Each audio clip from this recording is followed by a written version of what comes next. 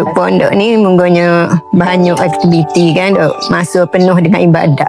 Keadaan kita tidak mikir ke banyak benda-benda dunia kan, kita fikir untuk akhirat, untuk kematian. Tuan-tuan nak tahu tak, gapo aktiviti warga mah di pondok kita?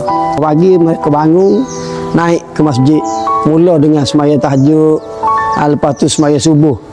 Mereka akan turun masuk-masuk, pukul 8 mereka akan naik untuk ngaji Quran.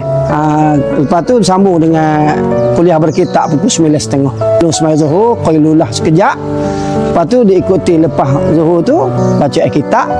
Kemudian lepas asar mereka rehat, dan lepas maghrib mereka akan ngaji kitab bersama dengan pelajar-pelajar lah. Pukul 11 malam mereka tidur setiap hari. Begitulah perjalanan mereka di pondok kita ni.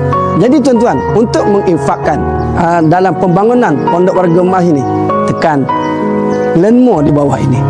Harta yang kita sumbangkan ini, inilah yang akan kekal abadi sampai ke hari akhirat, menjadi pembantu kita di hadapan Allah. Kau takut pada keras dunia.